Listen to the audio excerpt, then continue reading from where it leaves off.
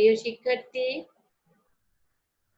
জাতীয় বিশ্ববিদ্যালয় কর্তৃক আয়োজিত অনলাইন ক্লাস সবাইকে আসসালামু আলাইকুম। তৃতীয় বর্ষ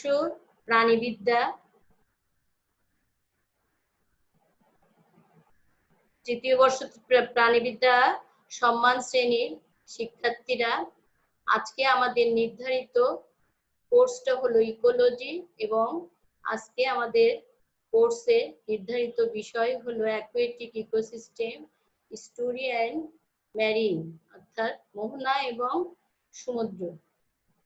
এই ইকোসিস্টেম আজকে তোমাদের দেখানো হবে। আমি ডক্টর হোসনে আরা, সহযোগী অধ্যাপক, প্রাণীবিদ্যা বিভাগ, সরকারি ব্রজলাল কলেজ, খুলনা। স্টোরির একটা ছবি বা মোহনার একটা ছবি আমরা দেখছি। মোহনা বলতে আমরা কি বুঝি? মোহনা বলতে বুঝি এক ধরনের ওয়াটার বডিজ যেখানে রিভার এবং সি অর্থাৎ নদী এবং সাগর এসে মিলিত হলো। নদীর শেষ এবং সাগরের শুরু যে স্থানটি, সেটাই হচ্ছে স্টোরি। অর্থাৎ ফ্রেশ ওয়াটার এবং সল্ট ওয়াটারের সংমিশ্রণ, যেটা মিক্সড বা ব্রাকিশ ওয়াটার যেটা, সেটাকে আমরা স্টোরি বলে থাকি। অর্থাৎ স্বাদু পানি এবং সাগরের লবণাক্ত পানি মিলিত হয়ে যে মোহনার মিশ্র পরিবেশ সৃষ্টি করে, সেটাই হচ্ছে মোহনা।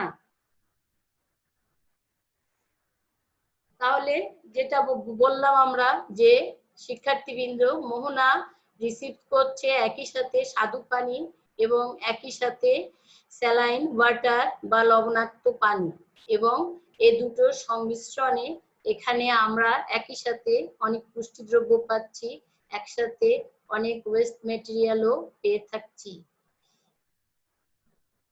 আমরা যদি মোহনার কথা বলি, মোহনা যে পরিবেশে গড়ে ওঠে তা একটা নির্দিষ্ট ফিজিক্যাল ফ্যাক্টর সেখানে বা ক্যারেক্টারিস্টিক সেখানে আমরা লক্ষ্য করি। সেই ক্যারেক্টারিস্টিক্স গুলোর মধ্যে আছে, দেখো, স্যালাইনিটি বা লবণাক্ততা। মোহনার লবণাক্ততা ব্যাপকভাবে উঠানামা করতে পারে, যেমন 0 থেকে 3.5% লবণাক্ততাটা হ্রাস বৃদ্ধি ঘটে থাকে, এবং এটা নির্ভর করে মোহনার অবস্থান, স্বাদু পানির প্রবাহের পরিমাণ, জোয়ার ভাটা তীব্রতা, ঋতু বা সিজন ইত্যাদির উপর। জোয়ারের সময় লবণাক্ততার পরিমাণ বেড়ে যায় এবং ভাটার সময় অর্থাৎ পর্যাপ্ত বর্ষা মৌসুমে লবণাক্ততার পরিমাণ আবার হ্রাস পায়, পানির পরিমাণ বাড়ে, তখন লবণাক্ততাটা কমে যায়। এমনকি দিনের বিভিন্ন সময়েও এখানে লবণাক্ততার তারতম্য দেখা যেতে পারে। সাগরের পানি এবং স্বাদু পানি একত্রে মিশে কি হয়, এখানে একটি তরঙ্গ উচ্ছ্বাস বা টার্বুলেন্সি ঘটে, এবং জোয়ার ভাটার সময় মোহনায় উল্লম্বভাবে তরঙ্গ উচ্ছ্বাসটা কমলেও আনুভূমিক তরঙ্গ উচ্ছ্বাসটা বেড়ে যেতে থাকে। স্বাদু পানির সংস্পর্শে যে জায়গায় এসে লোনা পানি মিশে যায়, সেই সীমানায় আনুভূমিক তরঙ্গ উচ্ছ্বাস ঘূর্ণিপাকের এর সৃষ্টি করে থাকে, এবং এই ঘূর্ণিজলের সাথে প্রচুর পরিমাণ পুষ্টিদ্রব্য থাকে, যা মোহনার থেকে বাহিত হয়ে স্বাদু পানির লোনা পানির সংমিশ্রণকে আবার ঘিরে সঞ্চালিত হতে থাকে। এই যে স্থানটুকু, এটাকেই বলা হয় নিউট্রিয়েন্ট ট্রাপস বা পুষ্টিদ্রব্য সামগ্রীর যে স্থান, সে স্থান। এখানে আরো আমরা কি কি দেখতে পাই? পলিমাটি, কাদা, এগুলো দেখতে পাই। মোহনায় স্বাভাবিকভাবে পলিমাটি বেশি। মোহনায় অধিকাংশ প্রাণীরা এই পলিকণার নিচে যে সুড়ঙ্গ, সেগুলো সৃষ্টি করে তার ভিতর বেঁচে থাকে। জোয়ার ভাটা যেহেতু এখানকার সবচেয়ে কমন জিনিস, সুতরাং এখানে দেখা যায় কি প্রচুর পরিমাণ অক্সিজেন আছে, এবং এছাড়া কি হচ্ছে, পানি সবসময় সঞ্চালিত হচ্ছে, এবং উপরের দ্রব্য নিচে, নিচের দ্রব্য উপরে, এভাবে আসছে এই স্থানে। টাইপস অফ স্টোরি, অর্থাৎ স্টোরির কিছু প্রকারভেদ বা ধরন আমরা এখানে উল্লেখ করছি বা দেখছি। প্রথমে আছে কোস্টাল, প্রথমে 4 টাইপস আছে স্টোরি, এবং এটা এই স্টোরি গুলোর বিভাগটা আমরা দেখতে পাই ভূত্বকের গঠন অনুসারে। দৃষ্টিকোণ থেকে মোহনাকে এই অবস্থায় 4 ভাগে ভাগ করা হয়। প্রথমটাকে বলা হচ্ছে কোস্টাল প্লেন স্টোরি বা ড্রাউন রিভার ভ্যালিজ স্টোরি। এইখানে কি দেখি আমরা, নদীর উপত্যকার নিচের দিকে যে নিম্নগামিতা থাকে, তার ফলে এই মোহনার সৃষ্টি হয়। এক্ষেত্রে উপকূলীয় রেখা বরাবর ব্যাপক এলাকা নিচু সমতল ভূমি হিসেবে আত্মপ্রকাশ করে। যুক্তরাষ্ট্রের মধ্য আটলান্টিক উপসাগরীয় চেসাপিক উপসাগর এরূপ একটি মোহনার উদাহরণ। ছবিতে আমরা সেটাই দেখতে পাচ্ছি। এবার আছে টেকটনিক স্টোরি, অর্থাৎ ভূতাত্ত্বিক কারণে টেকটনিক প্রক্রিয়ায় সৃষ্ট মোহনা এইভাবে সৃষ্টি হয়ে থাকে। এখানে দেখা যাচ্ছে কি, এই যে কোনো ভাবে যদি ভূত্বকের কোনো স্তর ফোল্ড হয় বা কোনো ডিফল্ট থেকে ল্যান্ড ভূমির উপরের স্তর বা এগুলোর যে পরিবর্তন ঘটে, সেই পরিবর্তনের ফলে এই ধরনের স্টোরিগুলো সূত্রপাত ঘটে। এটা আমরা দেখি কোথায়, সান ফ্রান্সিসকো বে নামক যে স্টোরি, সেখানে আমরা এ ধরনের স্টোরি দেখতে পাই। এরপরে আছে বারবেল্ট স্টোরিজ। বারবেল্ট স্টোরিজ এ ধরনের মোহনাটা সাধারণত অগভীর, মানে শ্যালো ওয়াটার, অগভীর ওয়াটার, এখানে ভাটার সময় এটা পানি শূন্য অবস্থা থাকে। মাঝে মাঝে কিছু দ্বীপ এখানে দেখা যায়। এ জাতীয় দ্বীপের মাঝে যেসব নদী আছে, সেসব নদীর মাধ্যমে এসব মোহনা দ্বীপের সাথে সংযুক্ত। অনেক সময় দেখা যায় কি তীরের অদূরে বালির বাঁধ সৃষ্টি হয়, এবং আবার পরবর্তীতে সমুদ্র তীরে বালির বাঁধ ভেঙে যাওয়ায় সমুদ্রের অভ্যন্তরে প্রবেশ করে আবার মোহনা সৃষ্টি করে। এটা এ ধরনের মোহনা আমরা আমেরিকার জর্জিয়ায় এই ধরনের মোহনা দেখতে পাই। এটাকে বলছি আমরা বারবেল্ট স্টোরিজ। এরপরে আছে ফ্রেজার টাইপস স্টোরি। এই ধরনের স্টোরিটা দেখতে দেখো বলা আছে U shaped valleys formed by glacial action, মানে উপরের থেকে যে গ্লাসিয়েশন থেকে যে বরফগুলো নেমে আসে, সে তার থেকে এ ধরনের হ্রদের সৃষ্টি হয়ে থাকে। এবং এ ধরনের হ্রদ আমরা সাধারণত দেখতে পাই কোথায়, নর্দার্ন ইউরোপ, অর্থাৎ যেখানে গ্লাসিয়ারি বেশি, নরওয়ে, এই জাতীয় স্থানগুলো, আলাস্কা এবং কানাডায় আমরা এই ধরনের ফিয়র্ড টাইপের হ্রদ দেখতে পাই। Fjord types of lake story আমরা দেখতে পাই। এখানে আমরা যে জিনিসটা দেখছি, on the basis of circulation, পানির সার্কুলেশন অনুসারে আমরা রবার মোহনাকে 3 ভাগে ভাগ করে থাকি। প্রথমে আছে হাইলি স্ট্রেটিফাইড স্টোরি, মডারেটলি স্ট্রেটিফাইড, আর ভার্টিক্যালি স্ট্রেটিফাইড স্টোরিজ। এখানে কি দেখি, এই ধরনের মোহনায় যেটা হাইলি স্ট্রেটিফাইড, যেমন সল্ট ওয়েজ স্টোরি বলা হয়ে থাকে। এক্ষেত্রে টাইডাল অ্যাকশনের উপর নদীর স্বাদু পানির প্রবাহ প্রাধান্য লাভ করতে সমর্থ হয়, এবং স্বাদু পানির প্রবাহ সাগরের পানির উপর দিয়ে প্রবল বেগে ধাবিত হতে থাকে, ফলে তলদেশ বরাবর কিছু দূর পর্যন্ত একটা ওয়েজ সৃষ্টি হয়। সল্ট ওয়েজে লবণাক্ততাটা উপরিভাগের পানি অপেক্ষা অধিক হওয়ায় এর ঘনত্ব বেশি হয়, এজন্য উজানের দিকে এরা ধাবিত হতে থাকে। এভাবে মোহনা পানিতে 2টি স্তর সৃষ্টি হয়ে থাকে। এই ধরনের মোহনা আমরা দেখতে পাচ্ছি Amazon river story, Nile river স্টোরিতে, আমাজন এবং নাইলে। এরপরে আমরা দেখছি মডারেটলি, এক্ষেত্রে স্বাদু পানির প্রবাহ সাগরের অভ্যন্তরমুখী প্রবাহে ফলে প্রায় প্রবাহটা দুটোই প্রায় সমান থাকে, এবং টাইডাল অ্যাকশনের এর ফলে মাঝে মাঝে তরঙ্গোচ্ছ্বাস সৃষ্টি হয়, যা এখানকার প্রধান মিক্সিং এজেন্ট হিসাবে কাজ করে। এখানে জোয়ারের সময় কেবল সাময়িকভাবে পানির লবণাক্ততা বাড়ে, পানির উপরে নিচে লবণাক্ততার পরিমাণটা সমান থাকে। চেসপিক বে এই ধরনের মোহনার উদাহরণ। ভার্টিক্যাল, এই ধরনের মোহনায় নদীবাহিত পানির পরিমাণ তেমন বেশি নয়, তবে জোয়ারের পানি এখানে বেশি পরিমাণে আসে। প্রায় সর্বত্রই এখানে লবণাক্ততার পরিমাণ তাই বেশি। পানির উপর স্তর থেকে নিচে লবণাক্ততা যেমন পার্থক্য দেখা না গেলে উপকূলবর্তী আমরা অঞ্চলে যত যাই ততই তাপমাত্রা লবণাক্ততার পার্থক্যটা আমরা বেশ উপলব্ধি করি। এ ধরনের মোহনায় স্বাদু পানির পরিমাণ খুব কম, পানির বাষ্পীভবন বেশি হওয়ায় লবণাক্ততা বেশি হয়। লবণাক্ততা বেশি থাকে বলে জীবকুলের এই পরিবেশটা অসহ্য ও লাগে এবং এটা তাদের জন্য বসবাসের জন্য অসহনীয়। টেক্সাসের অদূরে এই ধরনের বারবির এই এস্টুরি আমরা দেখতে পাই। এবার আছে বায়োলজিক্যাল ইম্পর্টেন্স অর্থাৎ জীবতাত্ত্বিক গুরুত্ব। মোহনার জীবতাত্ত্বিক গুরুত্ব হচ্ছে মোহনা জীবের জন্য, খাদ্য শৃঙ্খলের জন্য, ফুড ওয়েবের জন্য খুব ইম্পর্টেন্ট। এখানে দেখা যাচ্ছে যে বহু পাখি, ম্যামালস, ফিশ এবং ওয়াইল্ড লাইফ এই মানে বসতিটা বেশ পছন্দ করে। এরা এখানে বাস করে, এরা এখানে রিপ্রোডাকশন করে। আবার দেখা যায় কখনো কখনো কোনো কোনো জীব মাইগ্রেট করে এখানে আসে।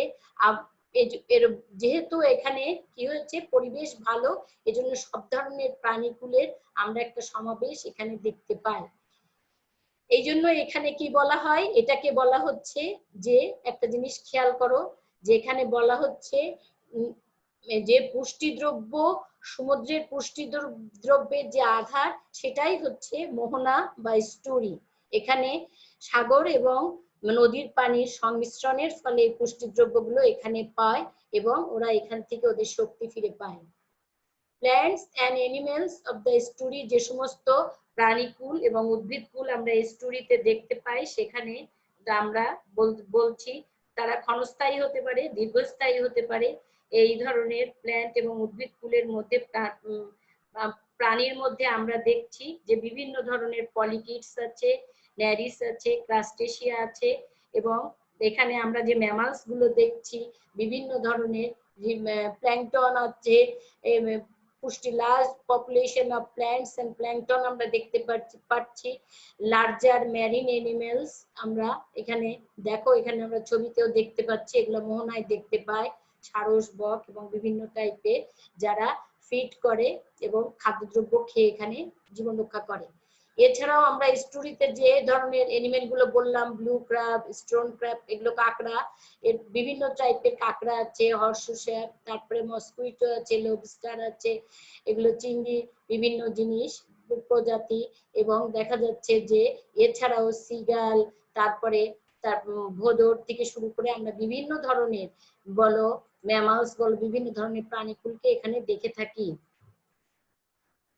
স্টোরিয়ান প্রোডাক্টিভিটি অর্থাৎ স্টোরির পরিবেশটা যেহেতু খুব উৎপাদনশীল, সেই জন্য এখানে আমরা বলছি স্টোরিয়ান প্রোডাক্টিভিটি, বা এখানে কি ধরনের জিনিস থাকে, যেহেতু বলেছে high because of fresh water and salt water mixing.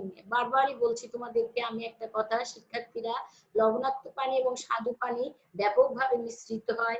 ব্যাপকভাবে মিশ্রণের ফলে এখানে পুষ্টিদ্রব্যের কোনো অভাব হয় না। সব স্তরের পুষ্টিদ্রব্য এখানে এসে জমা হতে থাকে। এগুলো প্রাণীগুলো সুড়ঙ্গ করে সেখানে বাস করে, এগুলোর থেকে বিভিন্নভাবে উপকৃত হয়। বিভিন্ন মাইগ্রেটরি অ্যানিমেলস গুলো এখানে আসে। আমরা এখানে ফাইটোপ্ল্যাঙ্কটন এবং অন্যান্য ফিল্টার ফিডারদেরকেও দেখে থাকি।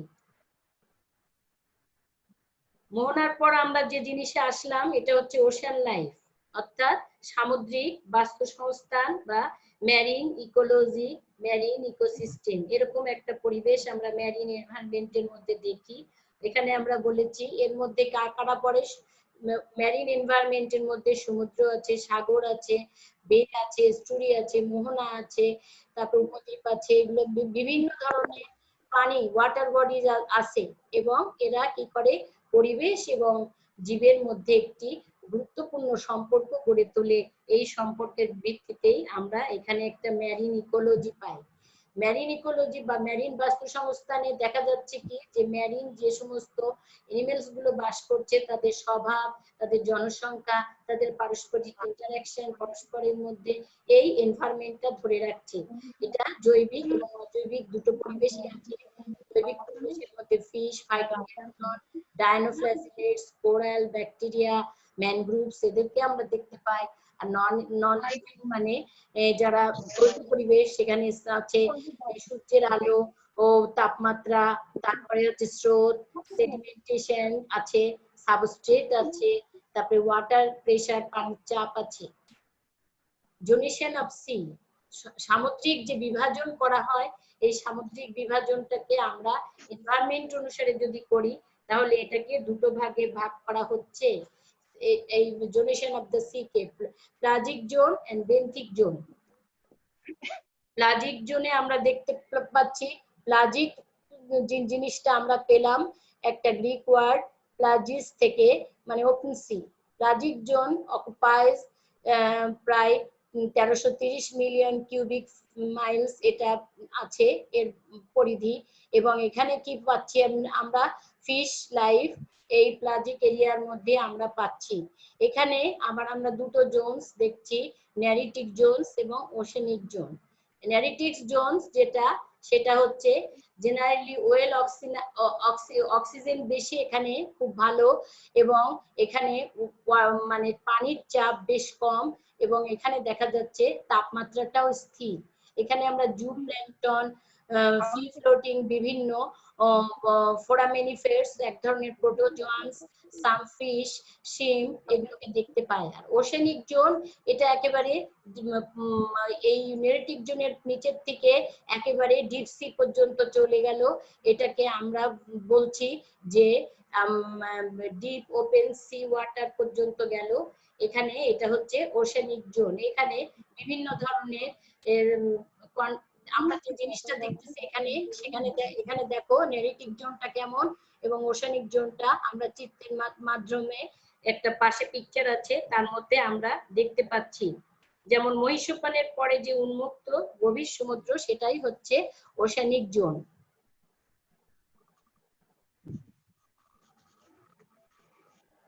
এখানে আমরা যে জিনিসটা দেখছি, যে প্রথমে আমরা একটা জিনিস দেখছি বিচ, মানে আমরা যেটা মানে বিচ মানে সাগর বেলা, তারপরে আছে high tide line, low tide line, তারপরে পেলাম কন্টিনেন্টাল স্লেভ, এবং তারপরে কন্টিনেন্টাল স্লোপ। কন্টিনেন্টাল স্লোপ থেকে আমরা যত নিচের দিকে যাব ততই সাগরটা গভীর হতে থাকবে, এবং এখানে এই হাই টাইড, লো টাইড জোনে আমরা কি কি পাচ্ছি, ইন্টারটাইডাল জোন পাচ্ছি। তারপরে আমরা যেই কন্টিনেন্টাল স্লেপ পর্যন্ত আসলাম, এই স্লেপে মানে মহাদেশীয় যে সেলফ ধাকে আমরা আসছি, সেটাকে আমরা বলছি ন্যারিটিক জোন, এবং সেখান থেকে যখন আমরা স্লোপ সিঁড়ি ভেঙে নিচের দিক নামতে থাকলাম, সেই জোনটাই হচ্ছে মহাদেশীয় যে সোপান, সেটাকে আমরা বলবো কি, সেটাকে আমরা বলছি ওশেনিক জোন। এবার খেয়াল করি আমরা এই যে ছবিটা আছে, এই ছবিটাতে আমরা দেখতে পাচ্ছি কোনটা ডিপ ন্যারিটিক, কোনটা মিডল ন্যারিটিক, কোনটা শ্যালো ন্যারিটিক। তাহলে ন্যারিটিক প্রভিন্স বলে যে অংশটুকু আছে, সেই প্রভিন্সে আমরা কি দেখতে পেলাম, একটা প্রথমে আমরা দেখছি শ্যালো ন্যারিটিক।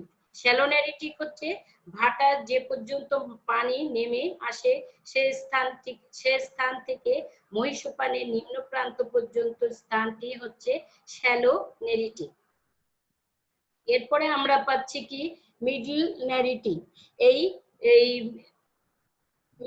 মিডল ন্যারিটিকে আমরা যে শ্যালো ন্যারিটিকে, এখানে আমরা কি কি দেখেছি, গ্যাসেস দেখেছি, ঘাস আছে, বিভিন্ন রকমের মাইক্রো অ্যালগি আছে, এগুলো আমরা এই ধরনের অর্গানিজম এখানে পেয়েছি। যখন আমরা মিডল ন্যারিটিকে আসলাম, তখন আমরা দেখতে পাচ্ছি কি যে এই অঞ্চলটুকু, মানে ওই যে শ্যালো ন্যারিটিক অঞ্চলের উপরের যে অঞ্চলটুকু শুধুমাত্র জোয়ারের পানি দ্বারা পূর্ণ থাকে, সেটাই হচ্ছে এই মিডল ন্যারিটিক অঞ্চল।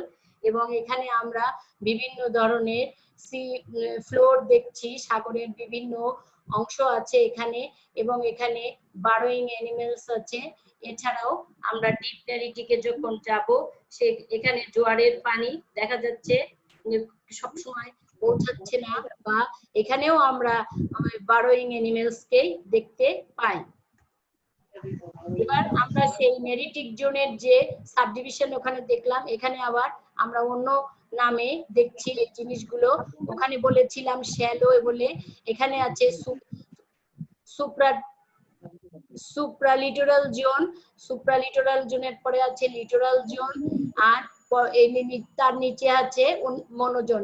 এই যে হাই ওয়াটার এবং লো ওয়াটারের যে টাইড গুলো ছিল, সেই এই দুটো মিলে হচ্ছে তোমাদের সাব লিটারাল জোন। এটা নেরিটিক জোনের প্রথম সাবডিভিশন হচ্ছে সাব লিটারাল জোন।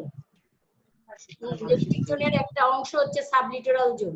এরপরে এই সাব লিটারাল জোনের পরে আমরা কি দেখছি, এটা হচ্ছে কোস্টাল জোন এলাকার মধ্যে পড়ছে।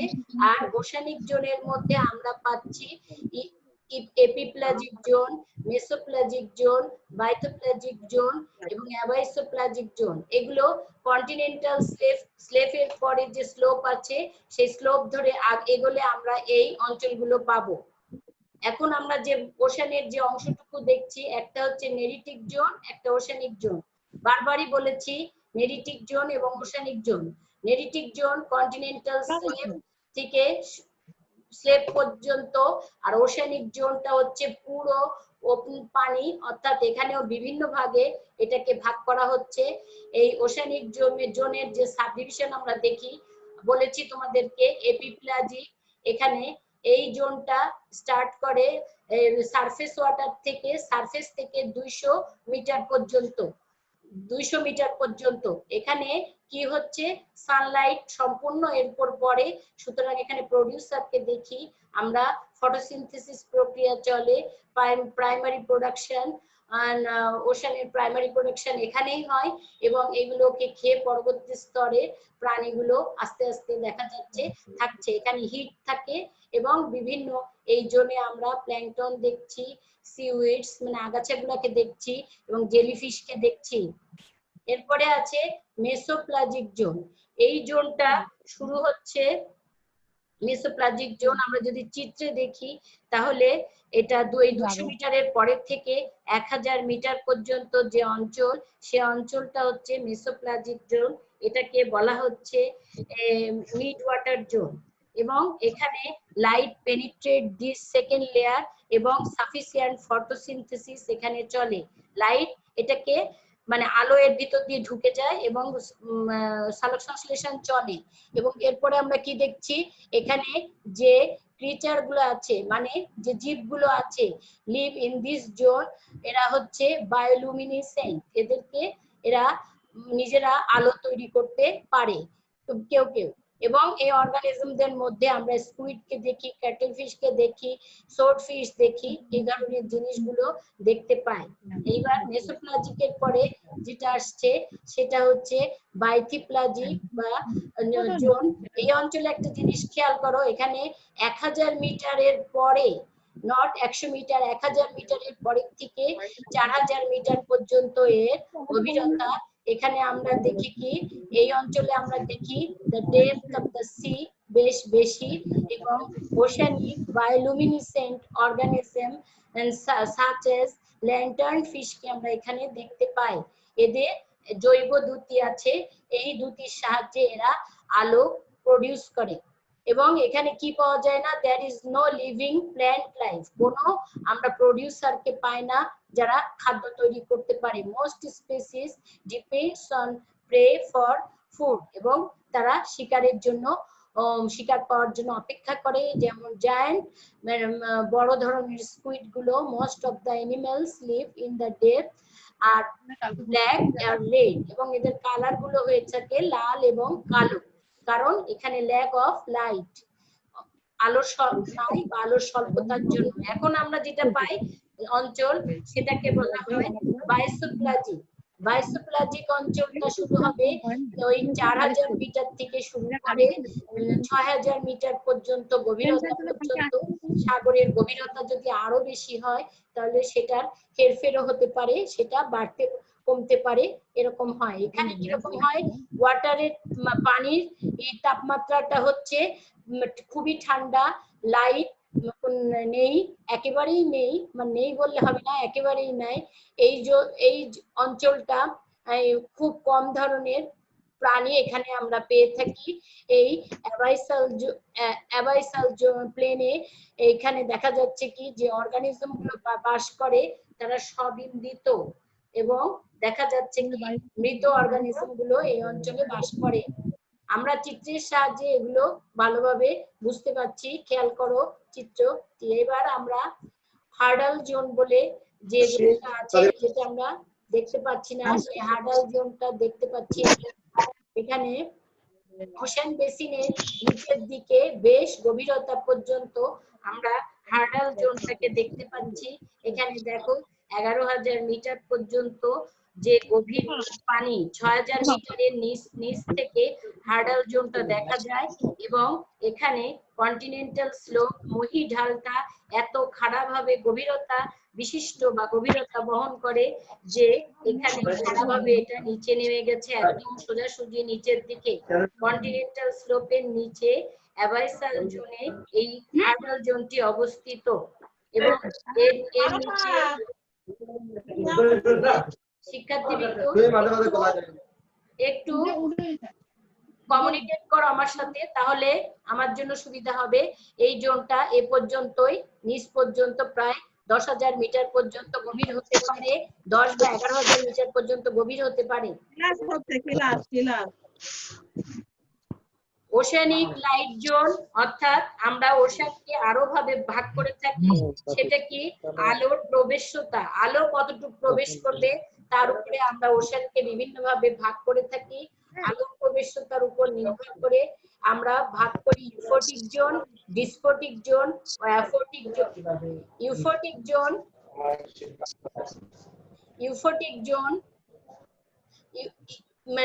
ইউফোটিক জোন, এখানে আমরা দেখেছি কি লাইট পেনিট্রেট করে যে অনুসারে, ঢুকে যে অনুসারে, সে অনুসারে এটাকে ভাগ করা হয়েছে।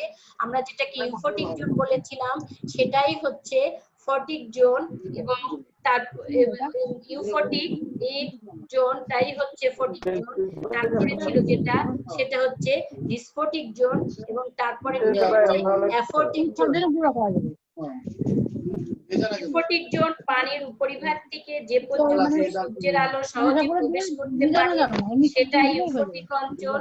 সাধারণত গড়ে 100 মিটার গভীরে প্রচুর আলো পৌঁছতে পারে, তবে ট্রপিক্যাল স্বচ্ছ পানি 200 মিটার গভীরতা পর্যন্ত আলোকিত অঞ্চলটা আমরা দেখতে পাই।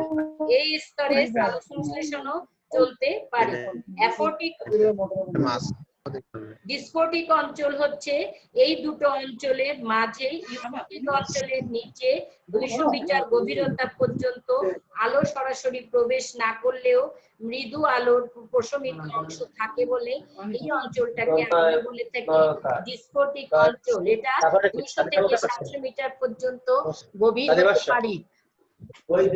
এরপরে হচ্ছে অ্যাফোটিক জোন। অ্যাফোটিক জোন হচ্ছে, শিক্ষার্থীরা একটু খেয়াল করো এদিকে, ইউফোটিক জোনের নিচে গভীর সমুদ্র, সম্পূর্ণরূপে অন্ধকার, সেখানে বায়োলুমিনেসেন্ট অর্গানিক এনিমেল ছাড়া কোনো আলো সেখানে নাই, ফলে ওখানে সালোক সংশ্লেষণকারী কোনো প্রাণীও নাই।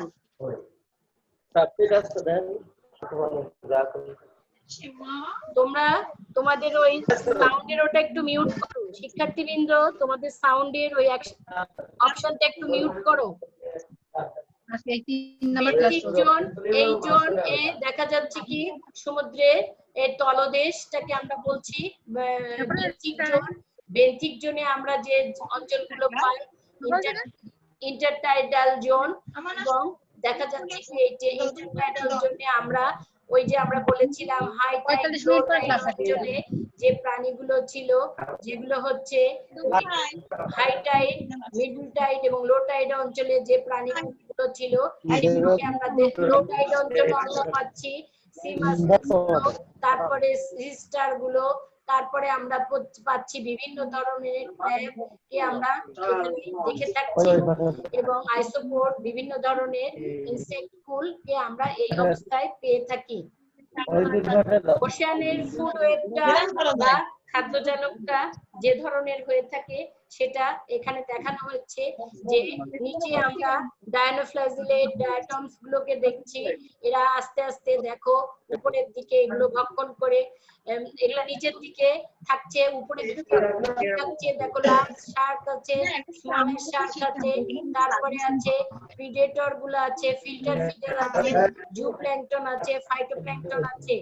ওই ধরনের এনিমেল গুলো বিভিন্ন জায়গায় বিভিন্নভাবে ফুড ওয়েব সৃষ্টি করেছে, খাদ্য জালিকা নিচের গুলোকে উপরের প্রাণীগুলো খাচ্ছে এবং এইভাবে খাদ্য জালিকা তৈরি হচ্ছে। ওশান লাইফে আমরা যে জিনিসগুলো দেখতে পাই সমুদ্রে, সেগুলোর মধ্যে আছে বেন্থোস, নেকটন এবং প্ল্যাঙ্কটন। বেন্থোস, নেকটন এবং প্ল্যাঙ্কটনের মধ্যে আমরা যে জিনিসগুলো দেখতে পাচ্ছি, বেন্থোসের মধ্যে আমরা যেগুলো পাই, এর মধ্যে বিভিন্ন টাইপের আছে। দেখো এই এনিমেলগুলোর মধ্যে আছে যে প্রাণীগুলো পানির উপরের স্তরে বেশ কিছু নেকটন, নিউস্ট্রন দেখা যায়, সাঁতার ফুটো বিভিন্ন প্রজাতির মাছ, বড় বড় ক্রাস্টেশিয়া, কচ্ছপ, জলজ স্তন্যপায়ী এগুলোর মধ্যে আছে। এদের মধ্যে মধ্যে আছে আমি বলেছি কাঁকড়া, স্পঞ্জ, স্যান্ড ডুয়েলার এবং বার্নাকেলস, ওয়েস্টার, কোরাল ইত্যাদি। বেন্থোস ডুয়েলার্স এর মধ্যে বিভিন্ন প্রাণী আছে। নেকটন এবং সুইমার্স এর মধ্যে আছে যেগুলো, সেগুলোর মধ্যে আছে বড় বড় ক্রাস্টেশিয়া, কচ্ছপ, জলজ স্তন্যপায়ী, তিমি, বেলিন তিমি, এগুলো ফাইটোপ্ল্যাঙ্কটনের সন্ধানে কখনো কখনো অগভীর পানিতে ঢুকে পড়ে। স্টুডেন্টরা তোমাদের মিউট সাউন্ডের ওটা একটু মিউট করো কাইন্ডলি, শুনতে অসুবিধা হচ্ছে। প্ল্যাঙ্কটন এবং ফ্লোটার্স যারা সমুদ্রে ভাসমান অবস্থায় আমরা যেগুলোকে পাই, প্ল্যাঙ্কটনদেরকে পাই, এবং বিভিন্ন ফ্লোটিং অ্যানিমেলস, জেলিফিশ দেখতে পাচ্ছি, ফাইসেলিয়া থেকে শুরু করে বিভিন্ন ধরনের প্রাণীগুলো যেগুলো সমুদ্রের মধ্যে বিচরণ করে, আমরা সেগুলো এখানে দেখতে পাচ্ছি। অ্যাকুয়াটিক অ্যাডাপ্টেশন, আমাদের সমুদ্রের অঞ্চলে বসবাস করার জন্য প্রাণীদের বিভিন্ন অ্যাডাপ্টেশন দরকার হয়। একটা হচ্ছে বেশি গভীর পানির না, আর একটা আছে গভীর পানি, একটা অগভীর পানি, একটা গভীর পানি। তাহলে এই দুই অঞ্চলে যে বিস্তৃত যে প্রাণীকুল আছে তাদের কি ধরনের অভিযোজন ঘটে থাকে। অ্যাকুয়াটিক ম্যামালস আছে, বিভিন্ন ধরনের প্রাণী আছে, যেমন এখানে বলেছে লার্জ সাইজে তারা কেমন হয়, বিশাল আকৃতির হয়, এবং বিশাল আকৃতির প্রাণীগুলোর মধ্যে তাদের দেখা যাচ্ছে কি স্কিনে বিভিন্ন ধরনের large size, reduce skin friction এবং হিট লস তাদেরকে তাপমাত্রা হারাতে সাহায্য করে, এবং চামড়া এই ধরনের চামড়া এবং তাদের তাপমাত্রা হারাতে, যে তাপমাত্রা যে তারা ডিপ সিতে বাস করে সেজন্য তাদেরকে তাপমাত্রা হারাতে সাহায্য করে, এবং তারা আকারেও অনেক বড় হয়ে থাকে। তাদের বডি শেপের ক্ষেত্রে আমরা দেখছি ইলংগেটেড হেড, তাদের মাথাটা অনেক লম্বা হয়, এবং ইনডিস্টিন নেক অঞ্চলটা আমরা বুঝতে পারি না, ইনলার্জ ফ্ল্যাটেন টেল, অনেক বড় একটা লেজ দেখতে পাই, চ্যাপটা, এবং এরা স্ট্রিমলাইন বডি, এদেরকে কি করে খুব কম রেজিস্ট্যান্স দেয়, এবং এরা সাঁতারে খুব পটু হয়, পানির মধ্যে দিয়ে সাঁতারে খুব পটু হয়ে থাকে। এখানে আমরা সুইম ব্লাডার দেখাচ্ছি তোমাদেরকে, স্ট্রিমলাইন বডি দেখাচ্ছি, গিল বা ফুলকা, টেল এবং ফিন, যেগুলো আমি তোমাদেরকে বললাম সেগুলো এখানে বিভিন্ন ভাবে দেখা যাচ্ছে। আমি যে কথাগুলো তোমাদের বলতে চাচ্ছি সেগুলো হচ্ছে গভীর সমুদ্রে বসবাসকারী প্রাণীদের তিন ধরনের সমস্যায় তারা পড়ে, আলোর অনুপস্থিতি, খাদ্য বা মানে অ্যাবসেন্স অফ লাইট থাকে, তারপরে ফ্রেশ ফুডের অভাব থাকে, এবং প্রেসার, ওয়াটার প্রেসার প্রচন্ড বেশি থাকে। ফলে দেখা যাচ্ছে কি এইখানে যে প্রাণীকুলগুলো বাস করে, গভীর সাগরে যেগুলো বাস করে, সেগুলো কোনো টাটকা খাবার খায় না, খাবার তারা পায় না, ফ্রেশ ফুড তারা পায় না। তাদের যদি নিজেদের জৈব দ্যুতি অর্থাৎ লুমিনেসেন্ট অর্গ্যান না থাকে, তাহলে তাদের চলাচলের জন্য বেশ অসুবিধার সম্মুখীন হয়। তাদের বর্ণটা ডিপ হয়ে থাকে, তাদের শরীর পানির অত্যাধিক চাপের জন্য চ্যাপ্টা হয়ে থাকে, এবং পানির চাপ সহ্য করার জন্য উপরে নিচে পার্শ্বে এবং তলদেশের পানির চাপ সহ্য করার জন্য দেখা গেল যে তাদের এ ধরনের হয়। এখানে ডিজলভ গ্যাস থাকে, এবং এনিমেলস কি করছে, ডিজলভ অক্সিজেন গিলের মাধ্যমে তারা গ্রহণ করে থাকছে। শিক্ষার্থীবৃন্দ, ক্লাসে আমার সাথে সহযোগিতা করার জন্য তোমাদের সবাইকে ধন্যবাদ। আগামী ক্লাসে আবার আমাদের দেখা হবে, এই আশায় পোষণ করছি। সে পর্যন্ত তোমরা ভালো থাকো।